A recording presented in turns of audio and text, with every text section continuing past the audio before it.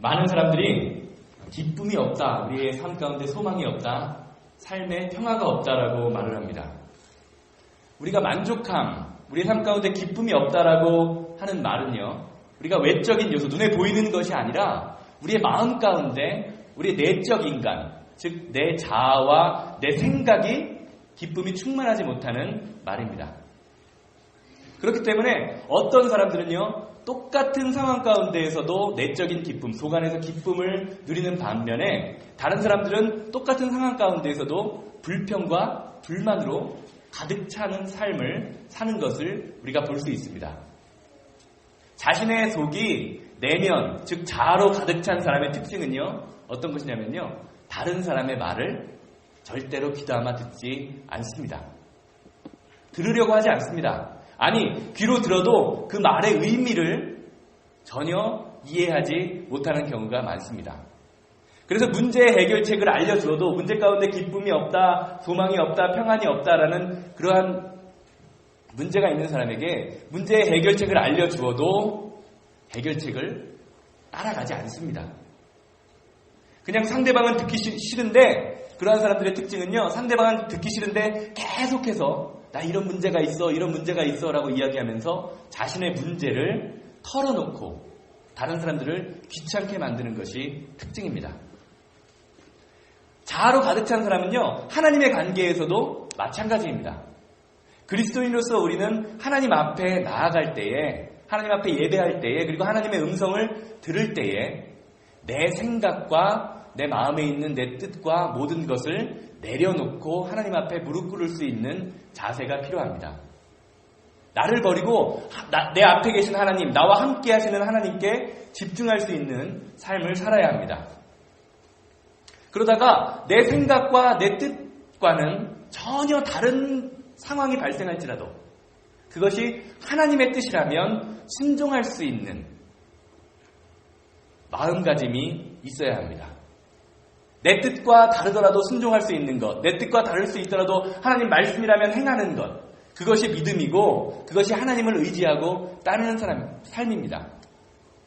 목회를 하고 많은 사람들을 만나다 보면요, 이미 하나님께서 어떻게 하라고 성경을 통해서 정답을 말씀해 주시고 이미 본인도 그 문제에 대한 정답을 알고 있는데 내 자신과 내 생각의 고집을 꺾지 못해서, 다시 말하면 내 자아를 버리지 못해서 하나님의 뜻을 온전히 살지 못하는 경우를 많이 보게 됩니다. 여러분들 주변에서 소망이 없다, 기쁨이 없다라고 이야기를 하신 적이 있으십니까? 그런 이야기를 들으신 적이 있으십니까? 많은 사람들이 기쁨이 없다라고 이야기를 하는데요, 그리스도인으로서 예수를 믿는데, 교회에 다니는데 나의 삶에 기쁨이 없다라고 말하는 것은요, 그의 삶이 하나님께 집중하지 않았다라는 것을 의미하는 것입니다. 왜냐하면요, 하나님께는 절망과 좌절이 없기 때문입니다. 우리의 삶에서 절망하고 좌절하는 이유는요, 나 자신을 바라보는 삶을 살기 때문입니다. 나를 바라보는 삶의 끝은요, 절망뿐입니다.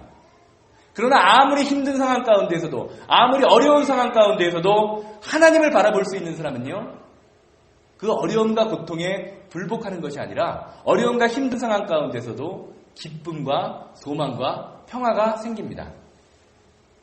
나의 마음이, 다시 말하면요, 내 마음이 지금 무엇을 바라보고 있느냐, 내 자아가 어디로 향하고 있느냐에 따라서 우리의 삶이 전적으로 바뀔 수 있다는 것을 말하는 것입니다. 사랑하는 성도 여러분, 여러분은 지금 무엇을 바라보고 계십니까? 하나님입니까? 아니면 여러분 마음속에 있는 마음의 소리입니까? 오늘 대강절 세 번째 주일을 맞이하면서요, 좌절과 고통 가운데에서 하나님을 바라보면서 기쁨과 평화 그리고 소망을 얻었던 느헤미야를 바라보면서, 느헤미야의 기도를 바라보면서 잠시 은혜를 나누고자 합니다. 오늘 본문에 나오는 느헤미야라는 선지자는요, 바벨론으로 포로, 슬레이브, 노예로 끌려갔던 사람입니다. 오늘 본문 말씀을 보면요, 이 전의 말씀을 보면 아닥사스 왕 20년에 이스라엘, 예루살렘으로부터 한 사람, 하나니라는 사람이 와서 바벨론으로 와서 느헤미야에게 이스라엘이 어떻게 되었는가, 이스라엘이 무슨 상황에 있는가에 대해서 이야기합니다. 하나니가 느헤미야에게 전한 이스라엘의 소식은요, 아주 끔찍한 소식이었습니다. 오늘 본문 말씀 보면 이렇게 나오죠. 그들이 내게 이르되 사로잡힘을 면하고 남아있는 자들이 그 지방 거기에서 큰 환난을 당하고 능욕을 받으며 예루살렘 성은 허물어지고 성문은 불탔다라고 전합니다. 성문이 불타고 성벽이 불타고 많은 사람들에게 고통을 당하고 있다라고 전해주는 것입니다. 여기서 가장 큰 문제점은요, 이스라엘 백성에게 성벽이 무너졌다는 것입니다. 성을 누가 만들었습니까? 솔로몬 시대에 만들었죠. 솔로몬 시대에 만들었던 솔로몬 성전, 예루살렘 성전은요, 이스라엘 백성에게 큰 의미가 있는 건물입니다. 그곳은요, 살아계신 하나님, 이스라엘과 함께 하시는 하나님, 그러한 하나님이 함께 하심, 하나님이 임재하심의 상징이었습니다.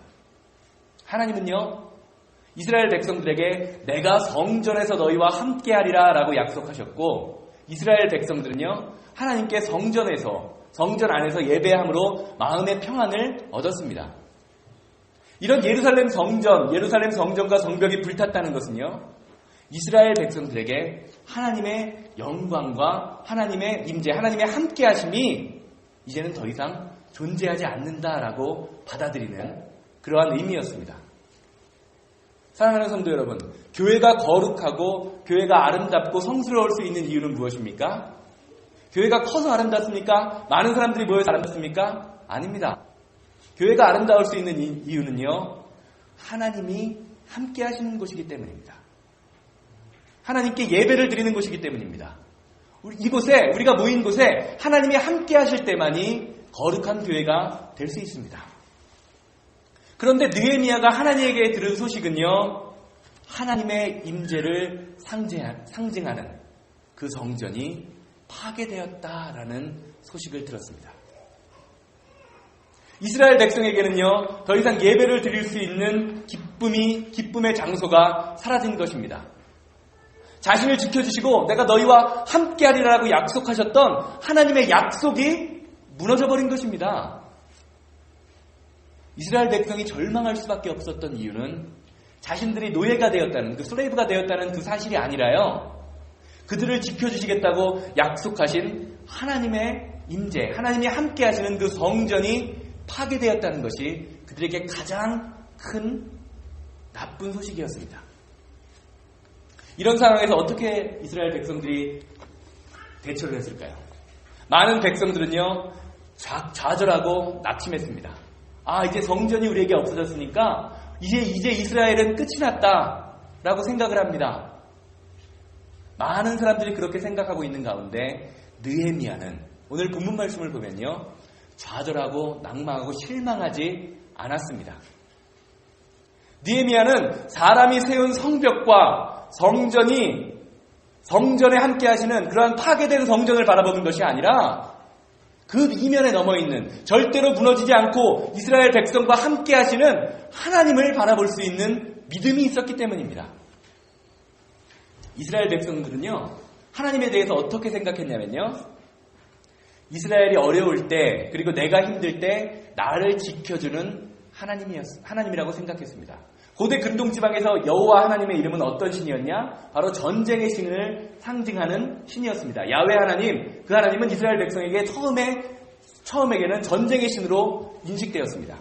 내가 힘들고 어려울 때 나를 지켜주고 내가 문제가 있을 때 나를 편하게 해주는 그러한 분으로 이스라엘 백성들은 생각했습니다. 그렇기 때문에 자신들의 힘과 자신들의 능력으로 쌓은 성벽과 성전 안에 하나님을 모셔두고 하나님을 믿는 마음을 가졌습니다. 그리고 자신들이 하나님을 온전히 믿지 않아서 그것이 그 성벽과 성전이 무너지자 이제 우리에게 더 이상 하나님의 능력은 존재하지 않아 라고 생각하면서 하나님이 우리를 떠났다라고 생각했습니다. 하나님이 나를 떠났다라고 생각하는 것, 하나님이 나를 버리셨다라고 생각하는 것, 이것이 이스라엘 백성의 삶이었던 것입니다. 이것이 이스라엘 백성들만의 모습입니까? 혹시 지금 우리 이 시대를 살고 있는, 아니 볼더를 살고 있는 우리의 모습은 아닙니까? 사랑하는 성도 여러분, 하나님이 나를 위해 존재하는 분이라고 착각하지 마십시오. 내가 어렵고 힘들 때 나의 문제를 해결해주는 그런 분이라고 생각하지 마십시오. 하나님은 우리의 문제를 해결해 주시거나 우리를 편하게 하기 위해서, 여러분들을 위해서 존재하는 분이 아닙니다. 우리가 그리스도인이 하나님의 영광을 위해서 존재한다는 것을 기억하시기 바랍니다.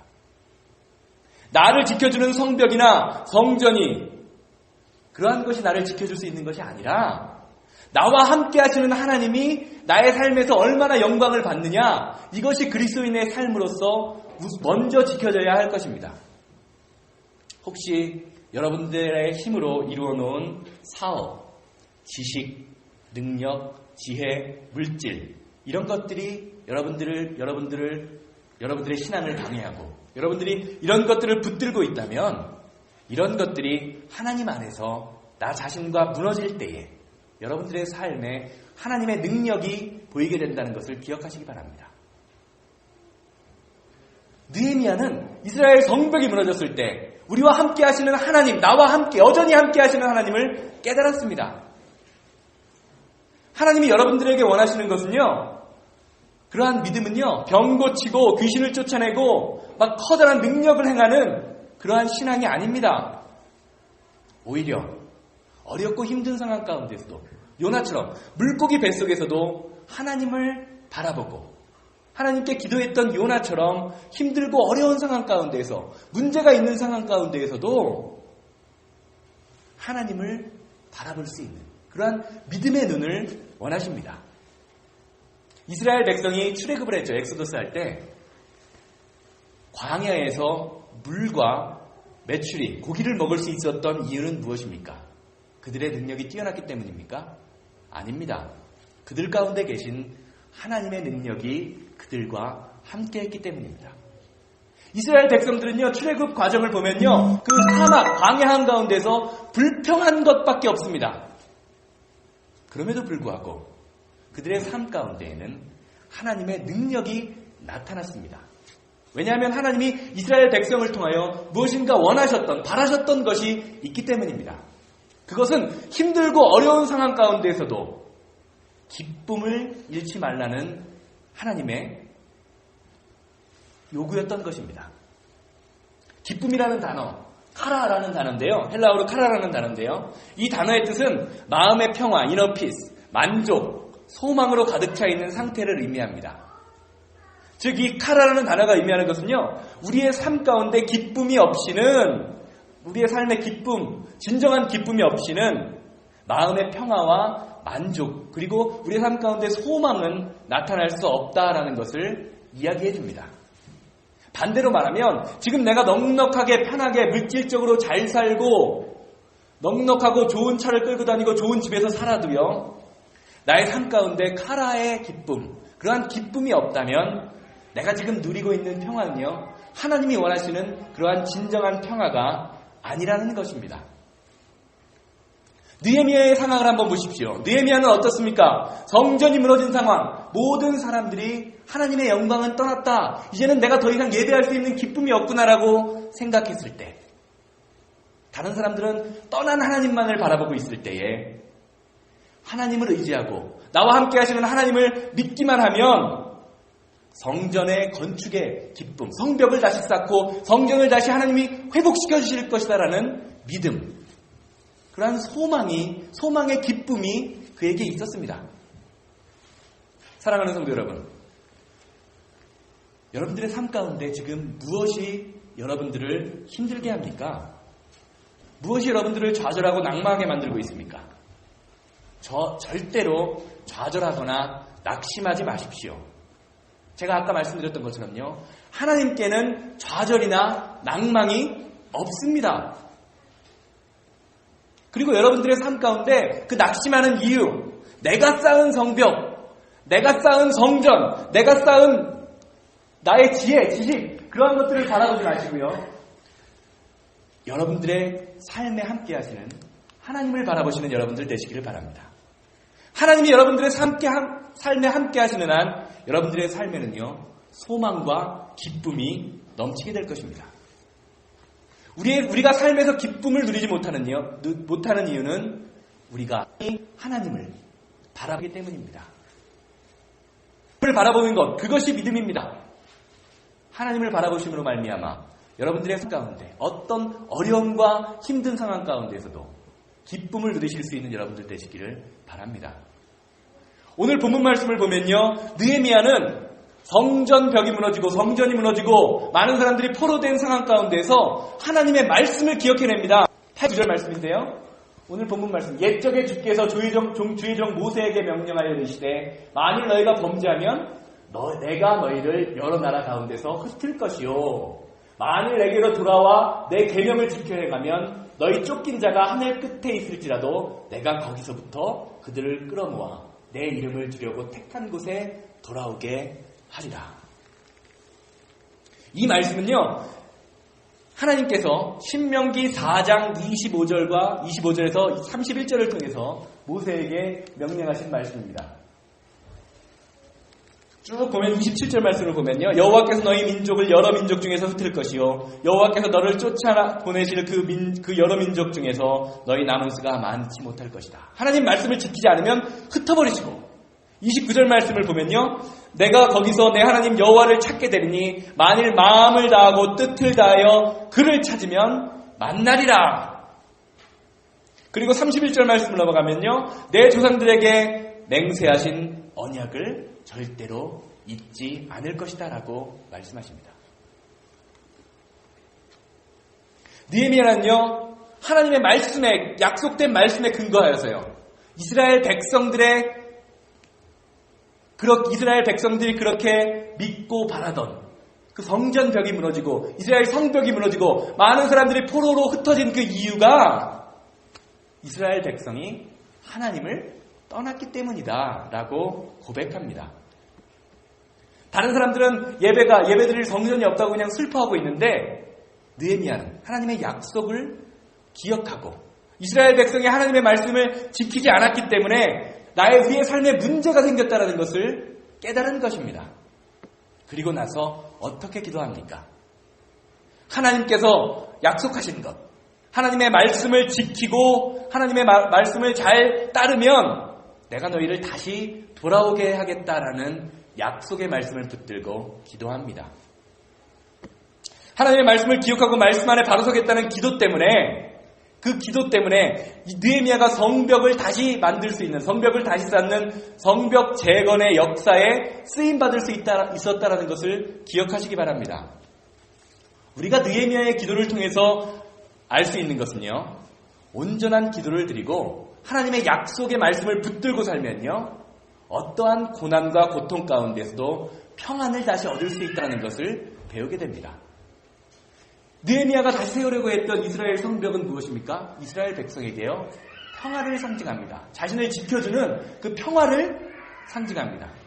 성벽이 없으면 외부 사람들이 그냥 막 들어올 수 있잖아요. 그런데 이 느헤미야는요, 하나님의 약속을 기억하면서 우리를 지켜줄 성벽을 내 힘으로 쌓는 것이 아니라 하나님의 말씀의 바탕에 나의 삶의 성벽을 다시 쌓겠노라 라고 하나님의 약속을 붙들고 기도하는 것입니다. 사랑하는 성도 여러분, 여러분들의 삶 가운데 어떤 고통이 있으십니까? 어떤 고난이 있으십니까? 어떤 여러분들이 마음속에 생각했던 성벽이 무너져 있으십니까? 무엇 때문에 평안을 누리지 못하십니까? 이스라엘 히브리어 샬롬이라는 의미는요, 평화, 완전, 안녕 또는 복지라는 의미, 또 행복, 온전함, 이러한 완전함이라는 의미를 갖고 있습니다. 이스라엘 사람들을 만났을 때요, 샬롬이라고 인사를 하면 미국에서 우리나라에 안녕하세요 혹은 하이라고 이야기하는 것과 똑같은 의미입니다. 그런데 히브리어 이 샬롬 가운데 있는 의미는요, 그 평화라는 의미 가운데에는요, 평화의 완전한 평화는 우리의 삶 가운데 있는 갈등이나 문제를 그냥 가만 놔둘 때, 갈등이나 문제를 그냥 포기해버리고 가만 놔둘 때 오는 것이 아니라 하나님의 말씀을 통해서 그 문제의 원인을 제거할 때 평화가 온다라는 의미가 있습니다. 오늘 본문 말씀을 보면 이스라엘 백성에게 평화가 깨진 이유, 이스라엘 성벽이 무너진 이유가 무엇입니까? 이유는 이스라엘 백성들이 하나님 앞에서 범죄했기 때문입니다. 그들의 삶에 평화가 깨어졌는데 그 원인을 제거하고 그들의 삶을 하나님 앞에 되돌렸을 때에 그들의 문제가 해결될 것이다라는 마음을 느헤미야는 갖고 있었던 것입니다. 느헤미야는 이제는 자신의 힘과 능력으로 성전과 성벽을 재건하는 것이 아니라 하나님의 말씀을 의지하고 하나님의 약속을 의지해서 성벽을 다시 쌓겠다라는 의지가 느헤미야의 기도 속에 담겨 있습니다. 즉 하나님이 나의 삶에서 무엇을 해주시겠지라고 넉넉히 아무것도 안 하고 있는 것이 아니라 하나님께서 나에게 주신 힘과 능력을 가지고 하나님의 말씀을 의지하면서 하나님 앞에 나아가서 성전을 건축하겠다라는 그러한 의미입니다. 다시 말하면요, 우리의 삶의 평화를 만들기 위해서는요, 우리가 그 평화를 이룩하기 위해서 노력해야 한다는 것입니다. 여러분들의 삶 가운데 다툼이 있고 어려움이 있을 때 어떻게 하십니까? 많은 사람들은요, 다툼이 있거나 관계에 문제가 있을 때 그 사람을 그냥 피해버립니다. 그리고 나는 다 잊었어, 나는 다 용서했어 라고 생각할 때가 많이 있습니다. 그런데 어떻습니까? 그렇게 마음에 있는 것을 옹알이를 풀지 않고 그 사람을 다시 만나면요, 안 보고 있을 땐 마음이 평안한 것 같다가도 잠시 그 사람을 잊고 있다가도요, 다시 그 사람을 보게 되면 마음의 평안이 깨집니다. 용서하라, 화해하라라는 예수님의 말씀을 의지하고 예수님의 말씀을 따라서 손을 내밀 때 진정으로 온전한 평화가 이루어지게 되는 것입니다. 즉 아무것도 안 하는 상황에서는요, 우리의 삶 가운데 평화가 올 수 없음을 샬롬이라는 단어는 우리에게 이야기해주고 있습니다. 사랑하는 성도 여러분, 하나님의 말씀을 온전히 지키지 않고요, 내 뜻대로 살아갈 때는요, 그것이 어떠한 일이 잘 되는 것처럼 보여도 우리의 삶 가운데는 기쁨과 평화가 깨어질 수밖에 없습니다. 그러나 하나님의 말씀을 기억하고 그 말씀대로 살아가면, 우리가 어떻게 살 수 있습니까? 살아가려고 노력하면 하나님이 우리에게 평화의 약속을 주고 계십니다. 회복을 시켜주겠다, 너의 삶을 회복시켜주겠다라고 선언하십니다. 그리고 느헤미야처럼 하나님의 약속을 기억했던 사람, 하나님의 약속을 붙들었던 사람을 통해서 하나님께서는 이스라엘의 성벽과 성전의 건축을 이루어 가심을 기억하시기 바랍니다. 사랑하는 성도 여러분, 하나님의 약속의 말씀을 기억하시기 바랍니다. 그리고 그 말씀대로 행하려고 노력하십시오. 그러면 여러분들의 삶 가운데 하나님이 주시는 평화가 이루어지게 될 것입니다. 결론적으로 제가 말씀드리겠습니다. 제가 알라바마에 있을 때요, 유치부 아이들, 초등부 아이들, 초등학교 아이들이요, 저를 무지하게 좋아했습니다. 왜 좋아했을까요? 제가 잘생겨서 좋아했을까요? 아이들에게 잘해줘서 좋아했을까요? 아닙니다. 잘생긴 게 어느 정도 작용했을지는 모르겠는데요, 제가 아이들에게 인기가 있었던 이유는요, 주머니에 항상 사탕을 넣고 다녔기 때문입니다. 제가 교회에 오는 아이들에게 수시로 사탕을 줍니다. 그러면요, 몇 번 이렇게 주기 시작하면요, 그 아이들이 저를 보면 저 사람이 나한테 사탕을 줄까라고 하고요, 제 말을 자기 엄마 말보다도 잘 듣습니다. 제가 심부름 하나를 시키면서 사탕을 주면요, 그러면 엄청나게 제 말을 잘 듣죠. 그리고 다음부터는 제 말을 무조건 잘 따릅니다. 그래서 저는 항상 주머니에 사탕을 들고 다니려고 노력을 했는데요, 제가 아이들에게 사탕을 주면서요, 야, 이 사탕 내가 2개, 3개를 주면서 너 이거 친구들하고 나눠 먹어야 돼 라고 이야기를 하면요, 그 아이들이 나눠 먹을까요? 안 나눠 먹을까요? 나눠 먹지 않습니다. 혼자 먹기 바쁩니다.